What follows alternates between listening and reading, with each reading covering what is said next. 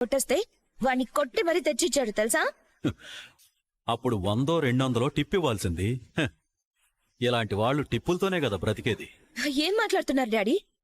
అంత చీప్ గా ఎలా అంటున్నారు? రవి చదువుకున్నవాడు, హోటల్ మేనేజ్మెంట్ చేశాడు. అయినా హోటల్లో వంట చేయాల్సిందేగా. మీ డాడీ ఎందుకు చెప్తున్నారో అర్థం చేసుకో. అసలు మీరు ఇంటికొచ్చిన నా ఫ్రెండ్ ని ఇన్సల్ట్ చేసి పంపించడమే తప్పు. నన్ను ఫ్రెండ్షిప్ మానుకోమని చెప్పడం ఇంకో తప్పు.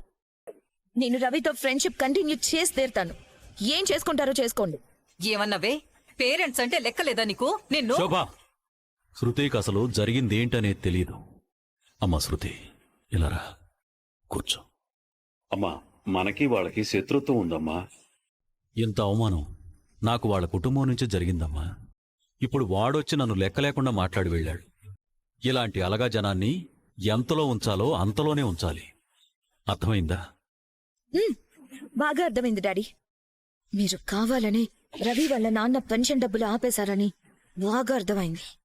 పాత కక్షలు మీరు మనసులో పెట్టుకుని పాపం రవి వాళ్ళ నాన్నకు పెన్షన్ రాకుండా ఎన్ని రోజులు ఇబ్బంది పెట్టారు. దేవుడున్నాడు కదా, అందుకే మీకు 1 lakh ఫైన్ వేశాడు. మీ గొడవలు మీవి, వాటితో నాకు సంబంధం లేదు. నా ఫ్రెండ్షిప్ నాది, దాంతో మీకు సంబంధం లేదు. That's all. శృతి ఆగవే.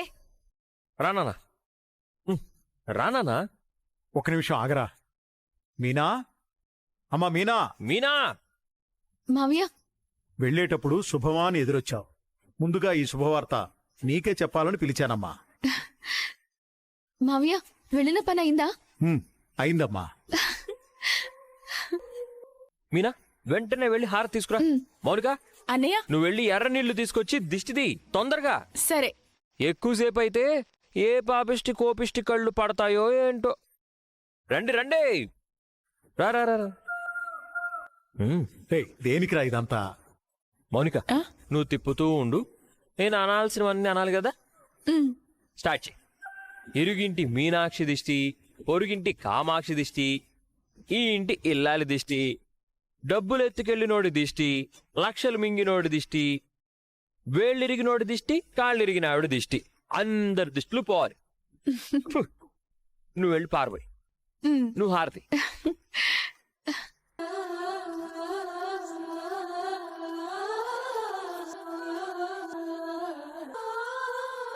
అమ్మా, ఏం జరుగుతుందమ్మా? పేదరికం పోటీలో మీ నాన్న పేదరికం అవార్డు గెలుచుకొచ్చినట్టున్నారా? పుడికాలు ముందు పెట్టి రండి, ఇంకా బయట నిలబడ్డారే. నువ్వు దీర్ఘాలు తీయడం ఆపితే ఏదో కాలు పెట్టి వస్తాడు. మావయ్య, మీరు సంతోషంగా లోపలికి రండి. నువ్వు మా నాన్నకి హారతిస్తుంటే పేదరికం బేదరికం అంటూ సెటైర్ లేస్తున్నావు. అడుక్కు తింటున్నావా? అతుకులేసిన చీరలు కడుతున్నావా? 40 లక్షలు మింగినోడే పెళ్లి చేసుకుని వస్తే హారతిచ్చి లోపలికి తీసుకొచ్చావు. వాడు 40 లక్షలు మింగాడో లేదో గాని నువ్వు మాత్రం ఆ మాట ఆపవా? ఇప్పుడు మీ నాన్నగారు ఏం ఘనకార్యం సాధించుకొచ్చారో చెప్తే మీ సొమ్మేమైనా పోతుందా? సొమ్మే పోయింది, ఇంకా ఏమీ పోగొట్టుకోవడానికి మా నాన్న సిద్ధంగా లేడు.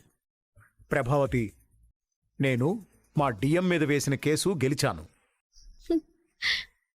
పైగా డిఎం మీద కేసు గెలవడమే కాదు, ₹1,00,000 నష్టపరిహారం కింద నాకివ్వాలని తీర్పు వచ్చింది.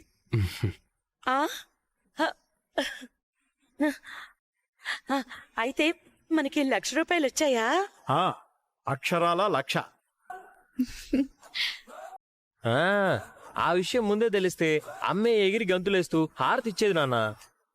కంగ్రాచులేషన్స్ మావయ్య. థ్యాంక్స్ అమ్మా. కంగ్రాట్స్ నాన్న. థ్యాంక్ యూ అమ్మా. కంగ్రాట్స్ నాన్న.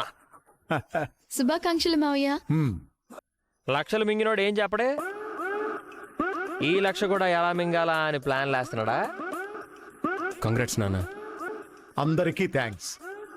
అంటే ఇక నుంచి మనకు ప్రతి నెల పెన్షన్ వస్తుందా అండి? మనకు కాదు, నాన్నకు.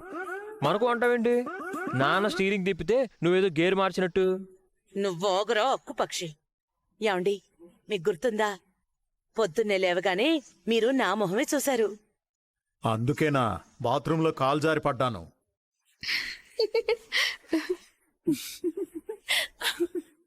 చూడండి, ఇన్ని రోజులు రాని పెన్షన్ డబ్బులు ఎప్పుడైనా వచ్చాయంటే ఈ ఇంటికి రోహిణి కోడలుగా రావడమే కారణం అండి. రోహిణి ఈ ఇంట్లో కాడు పెట్టిన వేళ విశేషం. అబచ్చా నాన్న, నువ్వు కష్టపడి యూనియన్ ఆఫీస్ చుట్టూ తిరిగి కోర్టులో కేసేసి సాధిస్తే అంతా పార్లరమ్మ అకౌంట్లోకి తోసేస్తుందేంటి ఈ ప్రభావతమ్మ? ఎవరు నమ్మినా నమ్మకపోయినా నేను చెప్పిందే నిజం. అలాగైతే వీడు తీసుకెళ్ళిన 40 లక్షలు ఎత్తుకెళ్ళిన దెవతో దొరికిపోయి ఆ 40 లక్షలు కూడా ఇప్పించేమని తల్లి. రే బాలు, నేను కోర్టుకెళ్తుంటే మీనా ఎదురొచ్చిందిరా. కళకళ్ళాడుతూ నవ్వు ముఖంతో ఎదురొచ్చింది కాబట్టే తీర్పు మనకు అనుకూలంగా వచ్చింది. 1,00,000 రూపాయలు అదనంగా దక్కింది. ఏంటండి ఏం చూస్తున్నారు? వంటగదిలో ఏదో మాడుతున్నట్టుంది. ఆ, ఆ, స్టవ్ మీద ఏమీ లేదండి. ఓ, ఇక్కడ కొన్ని మొహాలు మాడిపోయినట్టున్నాయి. నాన్నోయ్, అమ్మతో పాటు ఈ వేళ్ళిరిగినోడు కూడా ఈ 1,00,000 రూపాయలు ఏ కారణం చెప్పి కొట్టేద్దామా అని చూస్తున్నాడు. జాగ్రత్త. అవునా, నువ్వు నీ పెళ్ళాం ఆ 1,00,000 రూపాయల మీద ఆశపడే హారతిచ్చి దిష్టి తీయించారా? అత్తయ్య, ఏంటిప్పుడు మీ మొహాలు మాడిపోయాయా? మాకు మా నాన్న డబ్బుల్లోంచి రూపాయి కూడా వద్దు తల్లి. మొత్తం మా నాన్న దగ్గరే ఉంటుంది. పెన్షన్ డబ్బులు కూడా రూపాయి ఎవ్వరికి ఇవ్వడు. ఇక్కడ నా కొడుకు కోడలు కూడా సంపాదిస్తున్నారు. అయితే ఇంతవరకు ఇంట్లో ఎన్ని లక్షలు తెచ్చిచ్చారు మాత? సరే, ఇంట్లోకి వచ్చే సంగతి జీతాలు వచ్చే టైంకి మాట్లాడుకుందాం. నీ కొడుకు కోడలు ఇద్దరు 4 చేతులా సంపాదిస్తున్నారు కదా, నా 40 లక్షలు నాకు తెచ్చిమ్మను. రై, పిచ్చి పిచ్చిగా మాట్లాడుకో. ఎప్పుడు డబ్బులు డబ్బులు ఇవి తప్ప ఇంకేం మాట్లాడవా? సారీ అన్నయ్య. అన్నయ్య, కడుపుకి అన్నం తింటావా? సారీ, తిన్నావా? తిన్నది బాగా అరిగిందా అన్నయ్య? మూసుకోరా. నువ్వే మూసుకోరా. రే, నీకు నాతో మాట్లాడాలి. నేను మాట్లాడతాను. ఏంటత్తయ్య ఇది?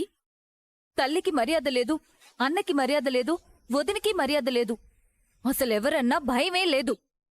నోటికి ఎంతొస్తే అంత మాట్లాడుతున్నాడు. మీకంటే అలవాటైపోయింది.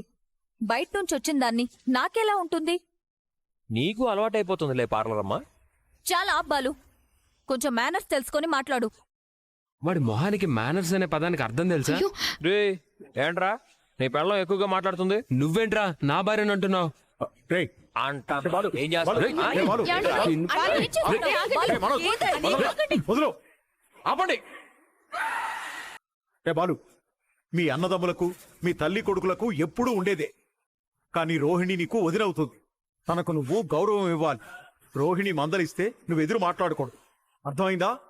కాలేదు నాన్న. ఏమంటావు? అవును, మధ్యలో రోహిణిని ఎందుకు లాగుతారు? అంటే మా ఇద్దరిని అనమనా నీ ఉద్దేశం? నేను ఆయన్ని రోహిణి జోలికి వెళ్ళొద్దు అని అంటున్నాను అత్తయ్య. రాజుగారి పెద్ద పెళ్ళం మంచిది అంటే చిన్న పెళ్ళం మంచిది కాదు అనేగా అర్థం. ఆ విషయం రాజుగారి చిన్న పెళ్ళం చీకటి పడ్డాక చూసుకుంటుందిలే గాని నువ్వు ఆగు. మావయ్య, ఈ శుభవార్తని మా అమ్మగారికి ఫోన్ చేసి చెప్పండి. అవునమ్మా, సమయానికి గుర్తు చేశావు. హలో, ఎలా ఉన్నావమ్మా? నాకేంట్రా, నువ్వెలా ఉన్నావు? ఆరోగ్యం బావుందా? బాలు మీనా ఏం చేస్తున్నారు? మీ గురించి అడుగుతున్నారు. ఈ ఇంట్లో ఇంకెవరూ లేరా? ఒరేయ్, నీ పెళ్ళాం ఏదో కూస్తోందేమిట్రా? దాని సంగతి ఎందుకులే అమ్మా, ఒక శుభవార్త చెప్పాలని ఫోన్ చేశాను. అవునా, ఏంట్రా అది? నాకిక నుంచి నెల నెలా పెన్షన్ వచ్చేలా కోర్టు తీర్పిచ్చిందమ్మా. అలాగే 1,00,000 రూపాయలు కూడా ఇస్తున్నారు. అవునా, ఎంత శుభవార్త చెప్పావురా. మీనాకి నల్ల పూసలు గుచ్చి పుస్తెల తాడు వేసినప్పటి నుంచి అంతా మంచి జరుగుతుందిరా.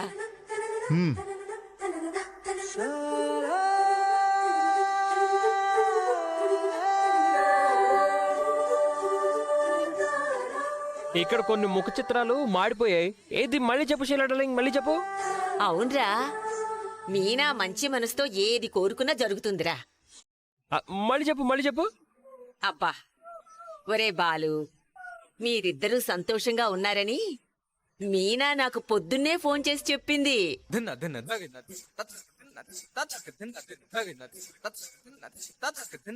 త్వరలోనే మునిమనవణ్ణి ఎత్తుకోవాలని ఎదురు చూస్తూ ఉంటాను.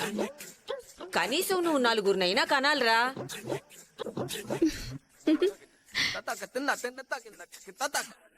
వస్తే శీలాడాలి, నువ్వు నలుగురని అంటున్నావా? నువ్వు ఆ నలుగురు అనే కాన్సెప్ట్ పక్కన పెట్టి ఇంకో మాట చెప్పు. ఒరేయ్, తొందరలోనే మీనా కడుపు పండి పండంటి బిడ్డ పుడతాడు. అవును, వాడి పేరు సోమలింగం అని పెడతాం. ఆ? ఒసే నీ నోరు అసలుకే మంచిది కాదే. అన్నవన్నీ జరిగిపోతున్నాయి, అసలేం అనకే. ఒరే బడుద్దాయ్, నీకు కొడుకు పుడితే పసుపు కుంకాల కింద మా పుట్టింటి వాళ్ళిచ్చిన పొలం మొత్తం వాడికే రాసిస్తాను. ఆడపిల్ల పుడితే నా బంగారం అంతా దానికే ఇచ్చేస్తాను. అమ్మా, నువ్వు కోరుకున్నట్టే అంతా మంచి జరుగుతుందమ్మా. ఉంటాను. మంచిదిరా. ఏ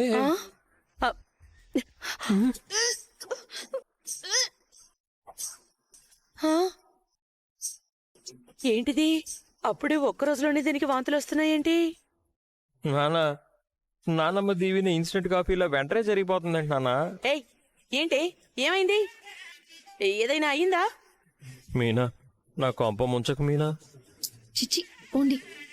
పొద్దున్న రవి కొత్త వంటకం ఏదో తయారు చేసి నా మీదే ప్రయోగించాడు. పొద్దుటి నుంచి కడుపంతా నొప్పిగా ఉంది. ఇప్పుడు వాంతైంది. ఓహో, ఇప్పటికే ఇంట్లో వాళ్ళని పోషించడానికి రాత్రి పగలు కష్టపడుతున్నాను. అప్పుడే బిడ్డలా నాకొద్దు బాబోయ్.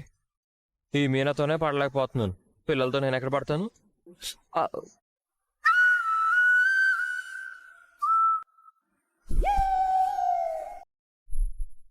ఈ పూల గంపకేమైంది? ఇందాక బానే ఉంది కదా. ఏమైందే? నా మొహం అయింది. నీ మొహానికి ఏమైంది? నా బొంద అయింది. ఆహా, ఏమైందో సూటిగా చెప్పు.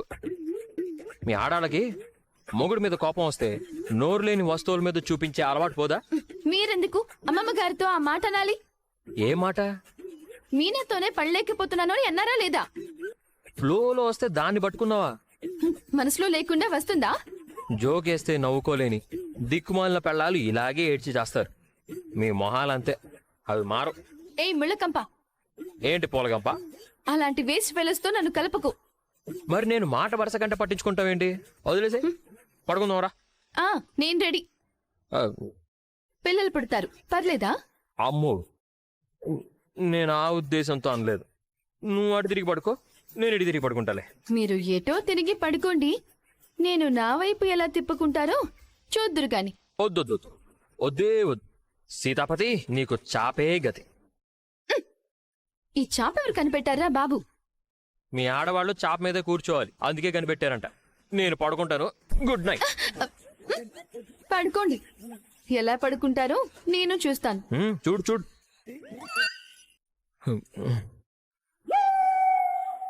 ఏయ్, ఆటలుగా ఉందా?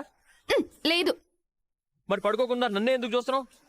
మీరు పడుకుంటే పడుకోండి, నేను చూస్తే మీకెందుకు ముళ్ళకంప? నువ్వు కావాలనే చూస్తున్నావు. అవును, కావాలనే చూస్తున్నాను. మీకెందుకు? మీరు నన్ను చూస్తేనే కదా నేను చూస్తున్నానో లేదో తెలిసేది. నిన్ను ముళ్ళకంప ఆగు. ఆగు. అబ్బా ఆపండి. నువ్వే కదా నన్ను రెచ్చగొట్టింది. రెచ్చగొడితే మాత్రం ఇలా చేస్తారా? మరి ఊరుకుంటారా? నిన్ను అసలు అయిపోయావు నువ్వు. ఆపు. అయిపోయావు నువ్వు. అయ్యో అయ్యో, వీళ్ళు రోజు రోజుకి శృతి మించిపోతున్నారే. ఏ మందు పెట్టిందో ఏంటో, మందు తాగొచ్చేవాడు కూడా మారిపోయాడు. ఛే, వీళ్ళకే ముందు పిల్లలు పుడతారే. అలాంటిదేం జరగకూడదు, ఎలాగైనా ఆపాలి. ఏ అమ్మ రోహిణి, మనోజ్ ఏం చేస్తున్నాడమ్మా? నిద్రపోతున్నాడత్తయ్యా. అయ్యో, ఈ నీళ్లు మొత్తం వాడి మొహాన పోసి నిద్రలేపు. ఎందుకత్తయ్యా? ఎందుకేంటి? నేనేం చెప్పాను, మీరేం చేస్తున్నారు? 10 కూడా కాలేదు, పందిలా నిద్రపోతున్నాడా? ఇదిగో చూడు, నాకదంతా తెలీదు. నీకే ముందు బిడ్డలు పుట్టాలి, అర్థమైందా? సరే వెళ్ళు. సరే అత్తయ్య. వెళ్ళు. ఏంటమ్మా ఇలా వచ్చారు? ఏదైనా పని మీద వచ్చారా? ఆషాఢమాసం కదా, సంప్రదాయం ప్రకారం మీనాని పుట్టింటికి తీసుకెళ్లాలి కదా. ఈ కాలంలో ఆషాఢమాసం పట్టింపులేంటమ్మా? అత్తయ్య గారు బాగా పట్టించుకుంటున్నారు మావయ్య. మా ప్రభావతి చెప్పిందా? అవునన్నయ్య. ఎప్పుడొచ్చారు అత్తయ్య? ఇప్పుడే బాబు. ఆషాఢ మాసం కదా, పుట్టింటికి తీసుకెళ్ళడానికి వచ్చారు. నేను వెళ్ళనత్తయ్య.